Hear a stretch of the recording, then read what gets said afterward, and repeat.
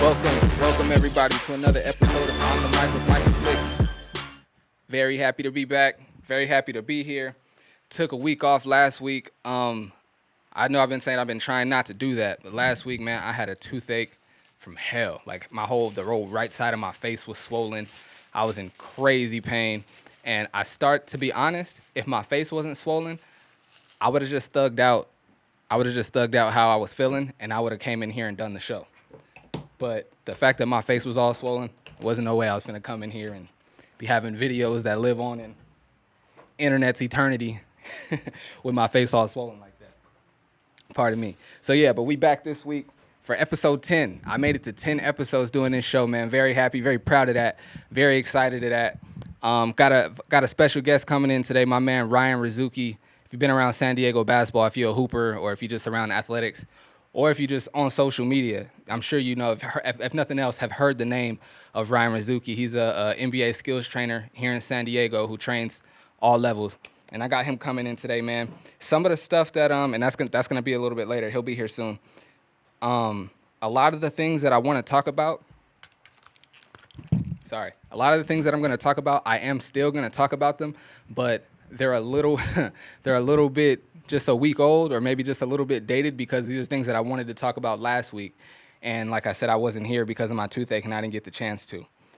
So we could talk about not all of it, but some of it. I'm not breaking any news, but being that I do report on sports news here in San Diego, I did want to talk about Mikey Williams leaving and going to North Carolina. I'm not mad at it at all. A little disappointed. I'm not mad at it at all. Everybody's got to do what's best for them, and him being such a high-profile player, and a basketball season not being a certainty here in San Diego, he couldn't take that chance of sitting and waiting, and then there's no season and he just out a whole year. He couldn't take that chance, so he went to where he knows that they are playing basketball, and he made a decision for him and his career, and I can't be mad at it at all. The reason I say I'm disappointed is because he's ours, man. Like, he's homegrown. He's from here. Like, he's not a guy who was popping somewhere else, or really popular, or dominating somewhere else, and then moved here to play for a school here and up his profile. Like, he's from here. He's born and raised here, and created his name and created his game here in San Diego. And I thought, like, he gave us, and I even sent him a message on Instagram. He gave us a memorable, a crazy dope 1 year of him playing ball here. And the reason I'm disappointed is because I wanted to see that for the next 3 years, man. I really did. Not even just because me being a cameraman and getting to film him. It was just a pleasure to watch him play, man. He plays his game the right way. He plays hard from start to finish. He never cheats his team. He never cheats his coach. He never cheats the fans that pay their money to come and watch him play. And this is aside from basketball, but just the little bit of time that I've spent around him, and nothing crazy. Like, I'm not like a family friend. He and I aren't like chummy like that, but just from covering his games, being around his team, during timeouts, being at a few of his workouts. Actually, the guy, Ryan, that I'm interviewing today, pretty much worked him out all summer. And me being around those workouts, and being around Mikey a little bit, I can say he's a good kid, man. He's a good kid. People kind of get people take what they see from him on social media and the way he goes about playing. Like, he don't have any friends on the court, and so people, like, it's easy to assume that that's how he is in his everyday life, and he's not. He's a really nice guy, really cool kid, and I'm disappointed that he's not staying here and playing here. But that does open it does make me pose a question, and it opens a conversation. Assuming there is going to be a basketball season, who's going to be the San Diego High School Basketball Player of the Year? For me, I think it was clear-cut that Mikey was going to get it, barring injury. I think it was clear-cut that he was going to get it last year. He averaged almost 30 with, like, if I'm not mistaken, like 6 rebounds and like 4 assists, somewhere around there. And I'm only assuming that he'd be able to not exactly duplicate those numbers, because this year he would have been playing in the open division. But he was going to be more than likely the best player in San Diego and lead his team back to a championship. And anyway, all I'm saying is he was my preseason favorite to win the Player of the Year. But now that he's gone, it opens the floor. It opens it up for other people to have an opportunity to win it. Pardon, I should have had my phone on silent. It opens it up and gives it a chance for other people to win it. And so I'm gonna give y'all my my top five, my top five players are who I think have the guys that I think, the five guys that I think have the best chance to win Player of the Year. And I'm gonna start. I didn't really flush all this out. I'm not sure what order I have all the guys in, but it is all five of these guys. But this is the order that I have. But if you ask me, if you see me at a game, you see me out on the street, my order might change. So don't hold me to it. But at number 5, I got Chris Howell. Chris Howell at Torrey Pines. He I forget what school, but he just committed. Shout out to you, Chris. I mean, I sent you a message on Instagram and congratulating you and everything, but want to do it on the show as well. But Chris Howell, man, he's a big point guard. He's about 6'4", about 6'3", 6'4", maybe even 6'5". He's a big kid, man. Incredible court vision. And he might have the best court vision in all of San Diego high school basketball. And he probably had that last year. It was between him and Yassine Grom, maybe. But now that Yassine has graduated, I think it's very clear cut that it's Chris Howell, man. He plays the right way. Like I said, he's a pass first guy. He can see over all the defense, and he's not a guy who necessarily looks to score or looks to get his buckets, but he can get his buckets. I can only assume the jump shot has improved and will continue to improve. If he had a knockdown jump shot, man, that would be incredibly scary. But I can only assume that his jump shot is improving and will continue to improve, and that by the time the season starts, I'm not saying it's going to be cash money, but I know he works hard at his game. He was playing for a travel ball team down in North County, and I used to live in North County, and like Mikey, I'm similar to Mikey. I don't know Chris personally like that. I know like who his parents are and what like a lot of his coaches, a couple of his coaches I do know personally. This is a long way of me saying I've been watching him play since he was like in 4th or 5th grade. And he's always been a passer like that. He's always been really good, and it's really dope to see him, doing it on the high school level going into his freshman year. And I think Torrey Pines is going to have another good year, and I think he's going to be a big reason why. And so I think Chris Howell has a really, really, really good chance to be a San Diego High School Basketball Player of the Year. Number four, I got Jurian Dixon at San Ysidro High School. I love Jurian's game, man. I love people know this. I've spoken about Jurian many times. I actually had the opportunity to interview him after San Ysidro won the championship. He was actually MVP of the CIF Division 4. 3 or 4, whatever division they played in, but they won their division championship, and Jurian was the MVP. I've said this several times. Last year, obviously, Mikey was the best player on the team, but in my opinion, Jurian was the most consistent. He was always in the right spot, always more, for the most part, no kid is perfect, but always in the right spot, way more often than not, made the right play, whether he's scoring, passing to his teammates. He always plays hard on defense. He's going to be getting steals. He's going to be getting back taps. And like I said, now that Mikey's not there, like, it's his team. I don't know what's going to happen with the guys that have transferred in to play at San Ysidro. I'm assuming because Mikey left, they're going to leave too. And maybe Jurian might go somewhere else. But I'm assuming Jurian's going to stay put at San Ysidro. And if he does, it's his team. He's going to be the best player on the team. And I think he is good enough to as a sophomore, I think he's going to be good enough to lead a high school basketball team deep into the playoffs, if not all the way back to the championship. Now, I don't know if they're going to be staying, if San Ysidro, that is going to be staying in the open division. If they do, I think that's going to be hard for Jurian. And he's not alone. Let me stop just saying just Jurian. Outside of Mikey on San Ysidro last year, let me not say it like that. Mikey was one of like 4 or 5 freshmen on that team last year. And all those guys, they have a year of experience under their belt. They're all champions now. And I'm assuming they're all going to come back hungry and wanting to repeat. And Jurian's going to get to lead that group on the court. And I think that's pretty exciting for him. And so I think it all depends on how far his team will go and how far he can take them. But I think Jurian has a good opportunity to. He'll be able to make a good case for himself to be a San Diego High School Basketball Player of the Year. Number 3, my man AJ Bergen, San Diego High School. I really can't say enough about AJ, man. AJ, unlike the other 2 that I spoke about, AJ is somebody that I know personally. I trained AJ from 5th grade up until 8th grade, if I'm not mistaken. And so I've seen his work up close and personal. I know how hard he works. I know how bad he wants it. And I know how well he's always played.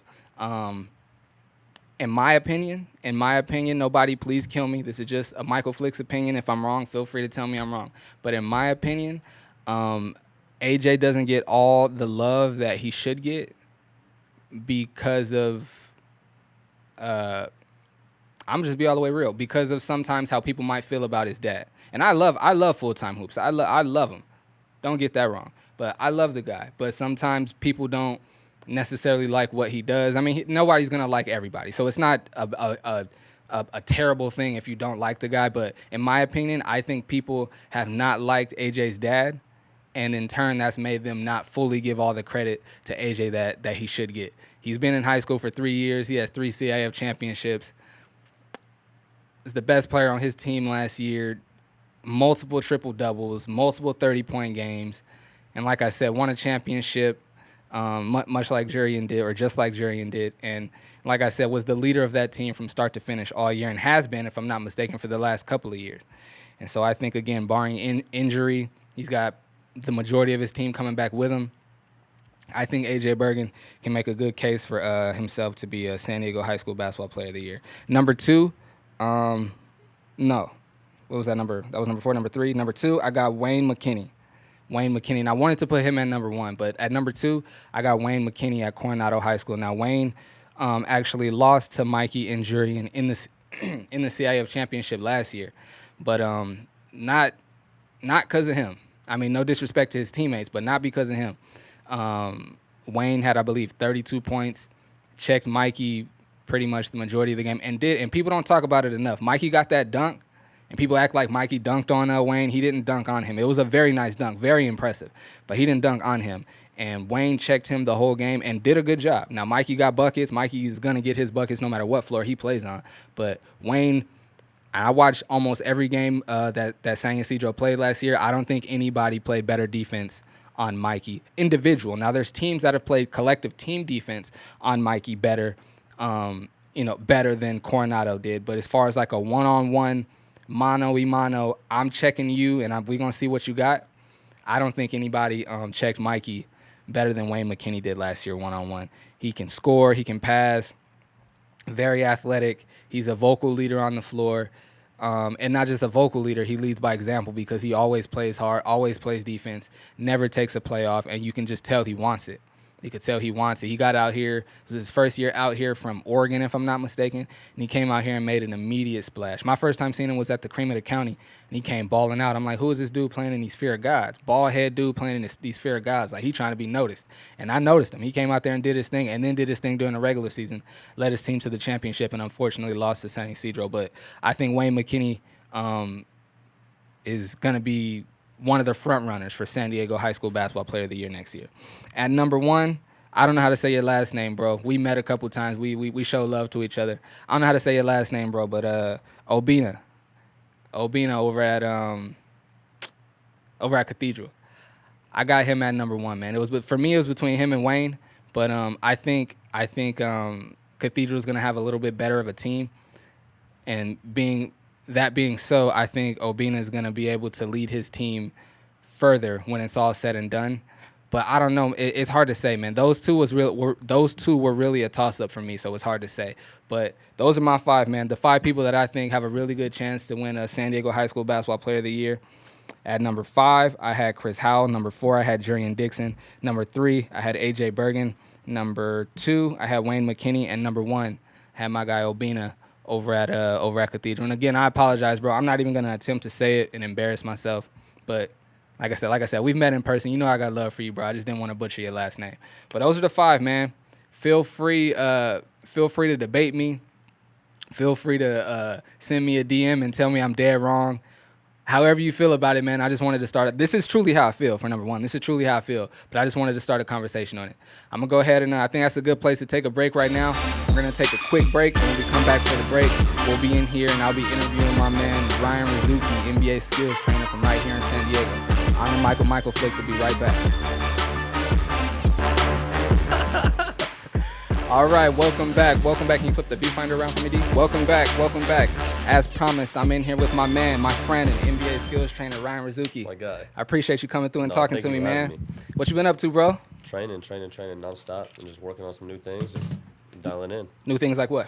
If you don't, if you're able to divulge. You're good. Okay. I mean, just focusing on like opening new classes, doing some different things with social media and YouTube, Instagram, etc. Just trying to dabble in new things there and just kind of learn like.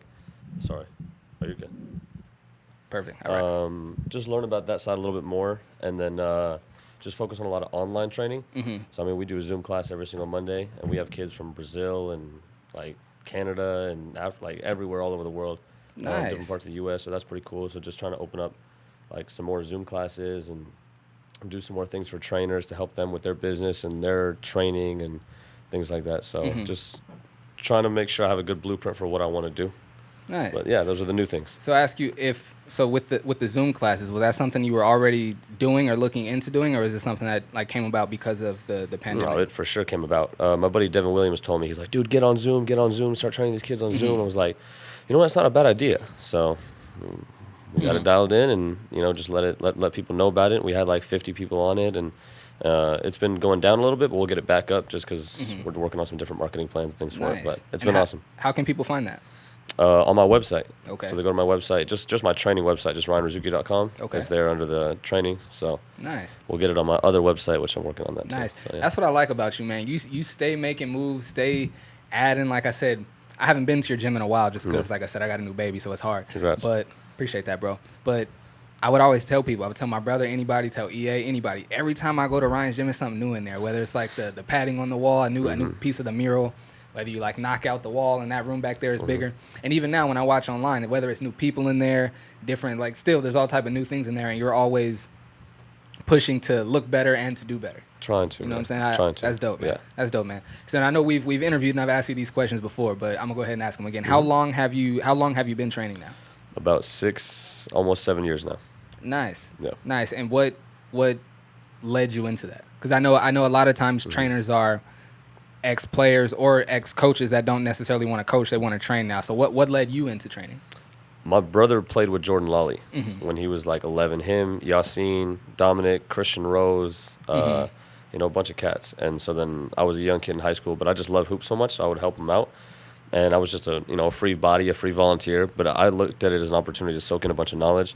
Long story short, when he left and those kids went into high school and I was going to college, I just took a couple of them on as like private training students and just worked with them for as long as I could. And then, you know, I just figured if I train every single day, eventually something good would happen, and now I have my own gym. So, that's dope, man. Yeah. So you pretty much use the time as like working for him as pretty much like internship essentially. Yeah. And see, that's something that I try to, and I'm not going to use any names, but that's something that I try to tell people. Not that I'm only 31. It's not like I've been around the block a million times and I know everything, but I'm a big advocate of taking advantage of opportunities as long as there's something good in it for you, even if it's not financial. And there's been times when I've been called and asked to come in to do a job or to be a part of something, and there's no money in it for me, but I understand that it's a good opportunity. You know what I'm saying? And I've had situations like that where I could have brought some of my photographer friends, whether they're younger or older than me, and because there wasn't a bunch of money attached to it, they didn't do it. Yeah.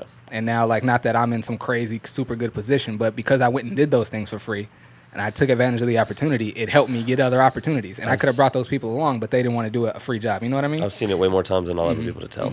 So I think it's dope. Like, that's a good message. You know what I'm saying? Like, take advantage of the opportunity as long as there's something good in it for you. Now, you can't be running around doing everything for free if you got bills to pay. That's understandable. But anyway, that's a whole nother story. So you started training about 6 years ago.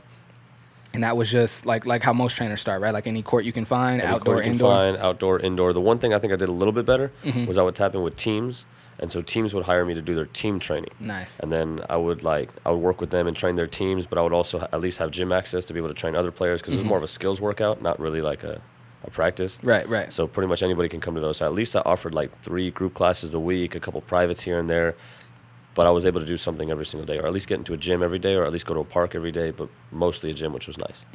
But yeah. And see, I mean, you're super busy, and I'm sure your business blueprint is being very beneficial for you for right now. But I remember, like, when I first started coming to the gym, we were talking about, and I was just telling you, like, ideas that I had, not that you could take them or whatever. But I saw you as, like, being, like, certain teams, like, skill trainers, because you're dope at what you do, and everybody that comes to you, Like the progress is noticeable. Yep. And so I was like, if he's in house with a team and they can come and just see him every day, like that'd be super dope. No, it's awesome. It's just you don't want to get into politics. Right. I hear that. I hear that. And then also not doing that and just being contracted out to come for a weekend or just come for the time. You still maintain all your freedom. You know what I mean? Because I know somebody like you got a million kids a day coming in and out of your gym. And you need the freedom to be there for them. Just that and be able to do more things, open up more opportunities. You know, maybe one day open up another gym. Right. You know, allow myself to go do certain different events and things like that when things pop up. You know how it is. Like I'm sure with your job, with my job, sometimes things just happen and you're like, okay, I got to do it. So. You go do it, but that flexibility is nice. Exactly. That's the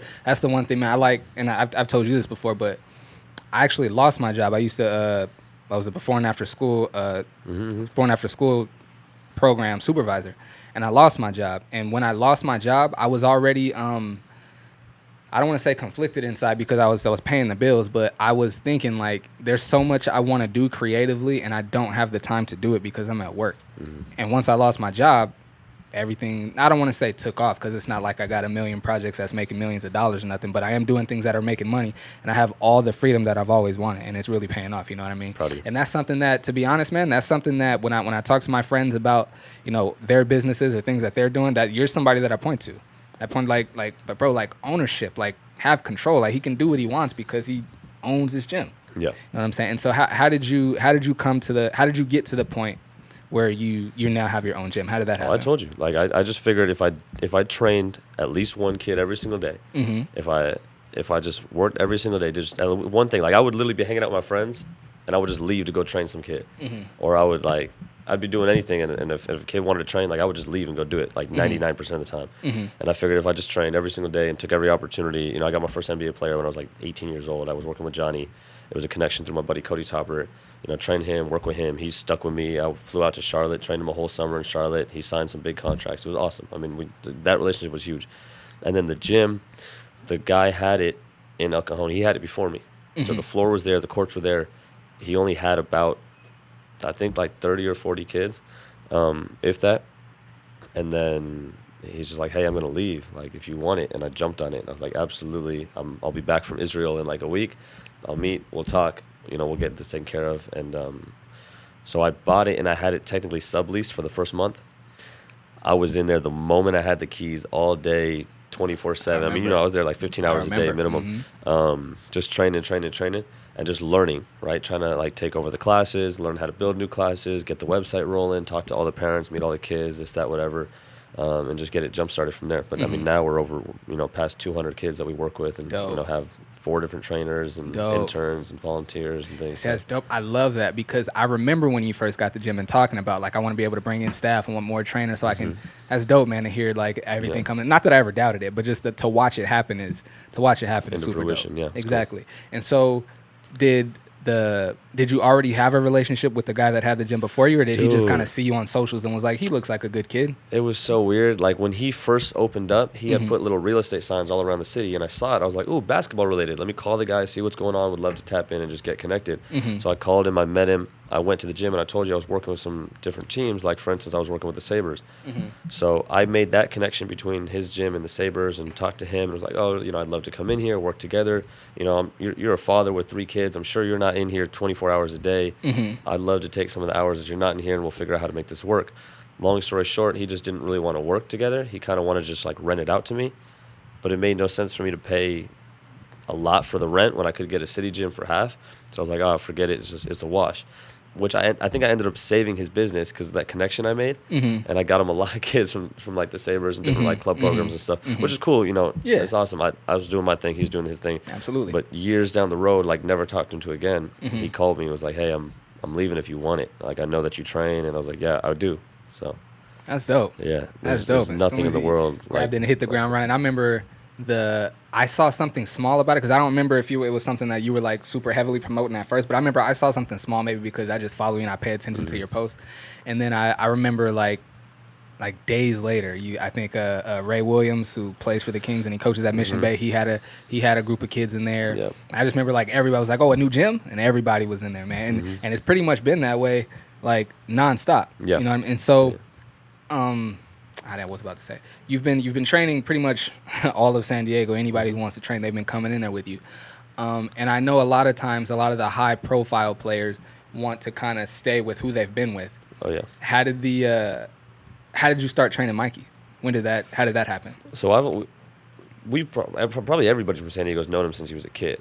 The Right. first time I worked with him was at like the EBC camps, which doesn't really count because there's like 20, 30 different trainers there. But we talked, and he was on my team, and I had coached him, and that's kind of where we built a little bit of relationship. But EA, when COVID hit, EA hit me. He's like, hey man, we're trying to get in the gym, and I was like, bro, listen, man, we're not trying to have a lot of people in the gym. I'm doing maybe 1 or 2 workouts a day, just trying to, make sure the place is alive, try to help a couple kids who are really high profile, like, just get them right, make sure they're ready for when their season comes. Because we all thought this was going to be like a 1-2 month thing, right? And it was over, we're good, right? Of course, now it's going to be like a year long or whatever. But so at the time, EA hit me. He's like, hey, me, Mikey, and I forget his boy's name. They wanted to come in. I was like, all right, cool. You guys can come in late night. And we'll work out or do whatever. So they came. We ended up just running some ones. Cool, nice day, whatever, peace. I'm going to catch you guys later, right? Bet. Mikey hit me like the next day, goes, hey, my dad wants to work us out. Is it cool if we get to use your gym? I was like, dude, that's not a problem. Come by at this time. I'll finish my 1 of 2 workouts. I'll be done. Right. And they'll be out of here. I'll sanitize everything. You guys can come in. So he comes in with his brother, his pops, and they're going through a little bit of workout. I just help him rebound, not doing nothing really. And then Mikey is like, they were going through a lot of like back doors, catch and shoot, simple, like good basketball drills, 1 dribble pull up. You could tell Maylon, his pops, knew his stuff.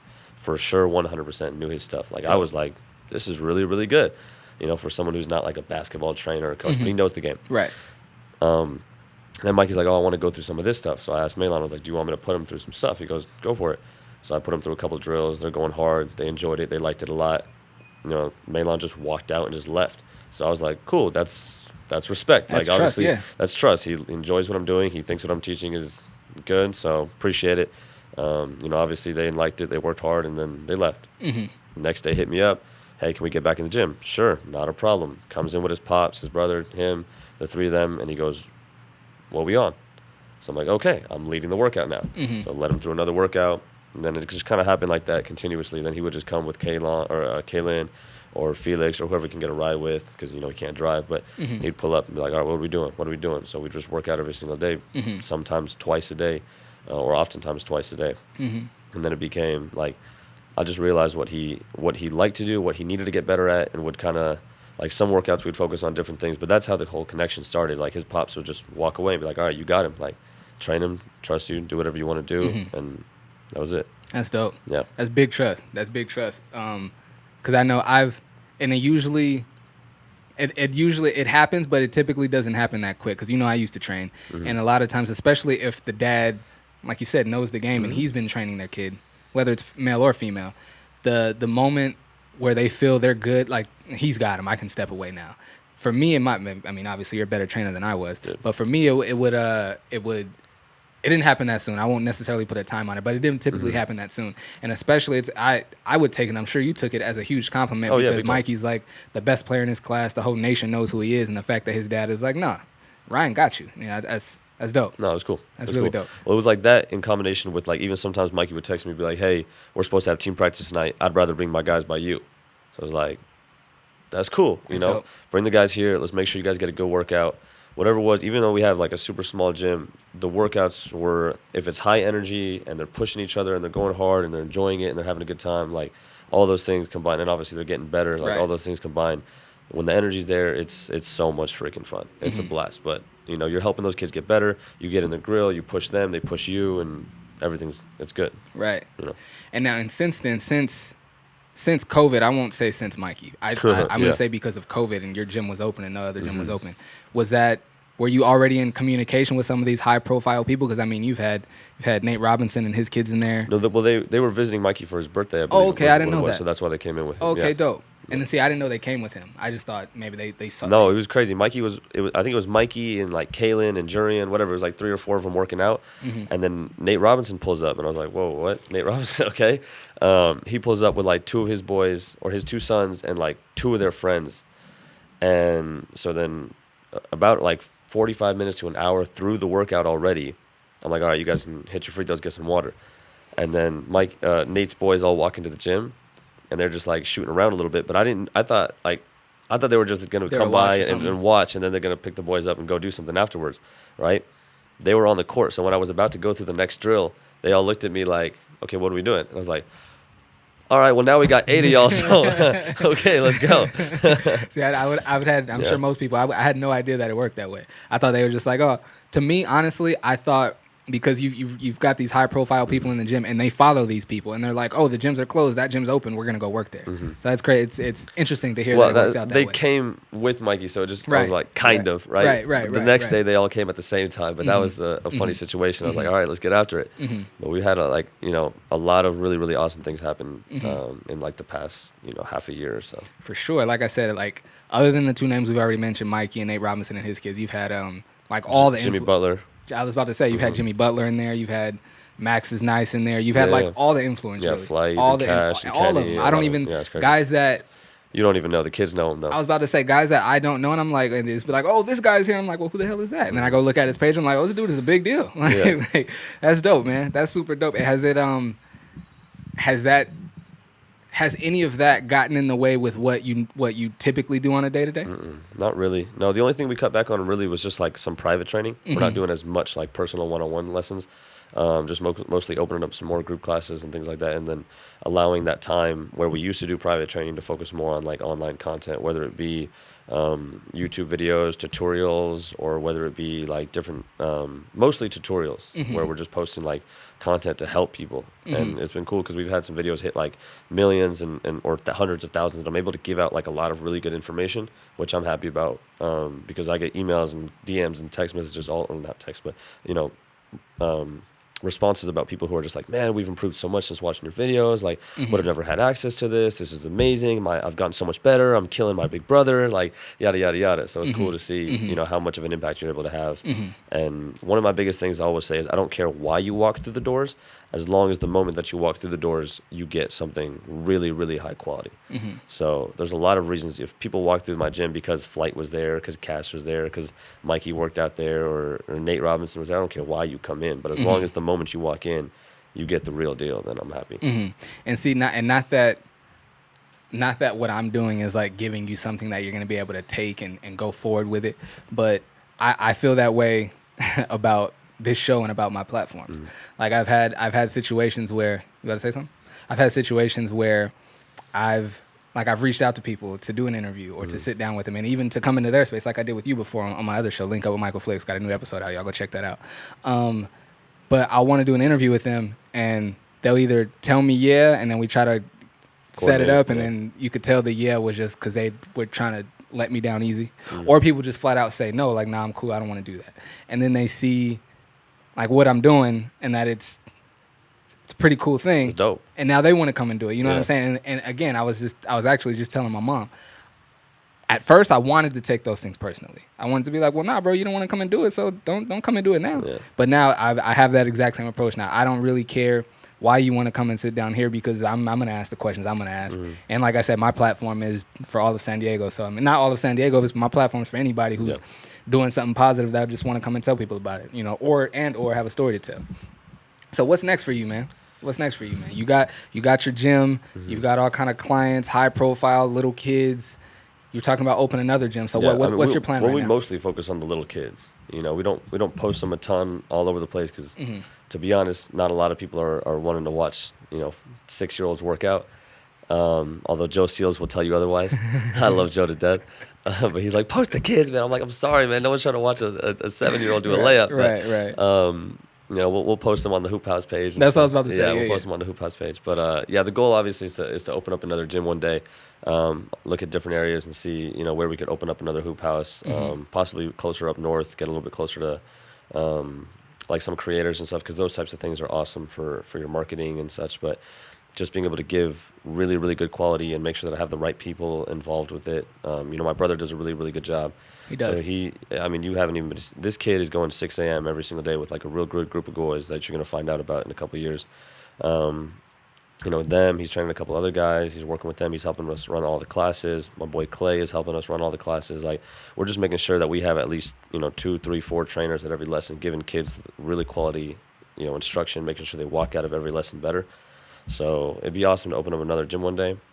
The goal prior to all this was to work with my company, I Love Basketball TV, that I'm partnered with, and post a ton of like tutorials all over the place, and as many kids as we can help. Then we'll take that database and be like, okay, let's run a camp in Seattle, let's do one in Chicago, let's do one in Minnesota, where all the NBA teams are or some, and be able to run camps all over the world. That's my like real goal, is to be able to run once a month or every other month, just go to a different city or go to a different country and be able to run camps all over the world. That's a dream of mine, to be able to do that, to get paid to travel and teach as many people as possible.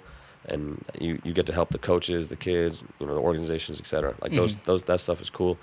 I mean, imagine you get to open 2 gyms and you get to train all over the world and do all these kind of things. It's cool. So that's dope, man. Yeah. I gotta link you with my guy Lorenzo Keeler. He's got his this is actually his brand, his hat. I meant to say at the top of the show, Signet Royalty. He's got his own nonprofit, and he's starting an AAU team. And he's actually who I went to Mexico with. He's played 7 years in Mexico, and now he's like trying to create a pipeline for the. Say again? Here in San Diego? Yeah, Okay. no, say again? His AAU team's here in San Diego or Mexico? He lives in like Hemet, and I believe he's gonna do it like up in that. He coaches at Escondido High School, and he lives in Hemet, so I'm assuming it's gonna be somewhere down in that area. But no, I was mainly talking about like traveling around and like putting on like doing different camps and stuff, because that's what we just did with his nonprofit, going to Mexico. Cool. And I know that's he's got a lot of plans, man. He wants to not that you have to be a part of all of them, but he wants to start a men's league. He wants to get his AAU team going. He wants to do the camps and all that. And you know me, man, I just try to connect everybody, man. Even if people never work together, just I see y'all talking about similar things, I'm gonna connect y'all and let y'all figure out the rest of it. You know what I mean? Appreciate it. Absolutely, man. So what's the I guess I already asked you that. Yeah, I think I'm good. No, what's the dream? Like because I know I've asked you like your dream workout would be Kobe. I know I asked you that before. And know what? I'll go ahead and ask you that. R.I.P. to Kobe. He's not here anymore, and he doesn't even play I actually anymore. said Jimmy Butler before he walked into my gym. Really? Yeah. That's dope. Yeah. That's dope. I said Jimmy just simply because he's a dog, and I like the way he plays. Like, he's got a good mid-range game. He could post you up. He shoots the 3 well. He can attack off the dribble. Like, I like guys who can do a little bit of everything. So the fact that he can score from all angles, I'm a fan of that. Did he just hit you up off the random and was like, I'm going to pull up? His agent called. Wow. Okay. Yeah, his agent called. I knew they had a house out here. I'm not going to say where, but I knew they had a house out here. And so his agent called and was just like, hey, man, like, this is so-and-so. And I'm like, what? Like, you're pulling my leg. But I was like, you know what? This is a time when you absolutely do need to get in the gym, and you probably can't get in anywhere else. I was like, yeah, that's cool. You know, what time you guys want to go? And like I said, we weren't really training a whole lot of people. So he had gotten in multiple times and worked out. He brought 2 of his boys with him, and one of his boys may or may not still be here. I'm not sure. Even when Jimmy left and was at the bubble, he still had come and worked out often too. So all good people. That's dope, man. Yeah. That's dope, man. I love and that's why this COVID, this pandemic thing is so whack, because I love where San Diego basketball, the whole community of San Diego basketball is going, where it's at and where it's going. I just feel like there's so many. I think for the most part is I know for me it's definitely helped, but I think for a lot of players, like, it's kind of given them not almost a wake-up call. I agree. You know, and it's really going to take away the players who have been working and the players who haven't been working. Like, some of these kids are going to come out way, way, way better, and some of these kids are going to come out terrible out of shape. They're fat. so used to practicing twice a week, as if that actually counts for something. I hear you, man. But like I was saying, I love where it's at. There's so many dope trainers like yourself that are trying to help as many people as they can. More people are starting to care. Like, more adults around San Diego basketball are starting to care about the whole community of it, rather than just their kid or their radius or their team. You know what I'm saying? And that was part of the reason why I was, why I'm hosting the run down in North County now on Friday mornings. Why I'm happy that Tens is doing the Monday morning thing, because seems like it's going really well too. It is. It's going really well. I haven't been able to go since like the first couple of weeks, but I keep saying I'm gonna get out there, and I haven't for various reasons. Maybe because my kids, but I'm gonna try to get back out there. But my whole and not that we have to be competing with LA or anything like that, but I know in LA gyms are gonna be open. People are gonna find a way to hoop, and I wasn't seeing that very much out here. And I just wanted to make sure that our hoopers were still hooping, and that our hoopers didn't have to go out to San Diego just to get a workout in. Well, you know what? Johnny hit me up like way before the summer, and he's like, dude, I want to get in like 10 NBA guys, overseas guys, G League cats, just pros, like real pros, and bring them to San Diego. We're going to work out for a week, find us a gym. So I was like, cool. I actually went down to Victory Christian, and I had a rental before anyone knew that place even existed. And my name was on the rental list. I had it for like late June or something like that. And then obviously this whole thing hit, so none of it ended up panning out. But now that you see like what Tens has been able to do, what you've been able to do, what some other places have been able to do to get like San Diego actually together has been awesome. The Swish Pro-Am is doing awesome. Like I'm excited for that. So being able to do what Johnny wants to do is totally doable, and be able to have. There's a lot of NBA cats who either stay out here or live out here, or guys who vacation out here, and they'll hopefully be able to have somewhere to play next year. And be able to run some Rico Hines type stuff. Right. Oh, matter of fact, I remember you hit me up about that. And I think I was like trying to help find a gym at one point. Yeah, I did. That's right. Yeah, I reached out to a few, and I actually found one. But it's dope that you found one, especially one that's like kind of more low key that people don't know about. It was perfect because, like I said, they wanted to stay there for weeks. So they wanted to get in the weight room, which they have one. They wanted to hoop, which they had. Obviously. A gym, and then they had a kitchen. So Johnny's like, "Cool, we're gonna bring a chef and get it rocking." Dope. Yeah, like do it real stuff, like real deal stuff. That's dope, man. That's dope. I hope that still happens. It'll probably maybe next summer. Yeah, I was about to say it'll probably be a whole year from now, but I hope that happens. I hope I get a phone call too. I'd love to be in there for that. I'd love to be in there for that. I think that's all I got for you, man. Is there anything that you got coming up that you want to promote? Anything you want to bring awareness to? Anything like that? I'm trying to think. I mean, like speaking of Joe, I talked to Joe earlier this week. I'd love to host, some sort of like maybe not like an invitation, some kind of something. I don't know. We'll see. Just like top girls clinic. Maybe do something for middle school boys. I focus morely on the youth. We'll see. I don't know. I want to do something. Obviously my social media's been doing so well, so I want to not only just highlight certain people, but I want to kind of try to at least branch out a little bit to more San Diego, especially the kids that we work with and other kids who no one knows about. There's a lot of talent. There's a lot of talent out here, and if I can help in any way, then we'll see. If you do anything that you do, tap in with me, just see if I can help in any way. But if you do the girls hoopers thing, let me know. My brother coaches at Ramona, and he like all of his friends are women's basketball coaches. Oh, perfect. So just let me know, and I can if I tell my brother about it, there's a lot of people to pull up for sure. Dope. Absolutely, man. Yeah. I appreciate you coming, man. Appreciate you coming. You done been on both my shows now, man. I appreciate you, fam. Thank you. That's love. Absolutely, man. That's been another episode of On the Mic with Michael Flix. I appreciate y'all tuning in, man. As always, every Sunday morning on YouTube and every Saturday morning on WSRadio.com at 11 a.m. On the Mic with Michael Flix, man. Peace out.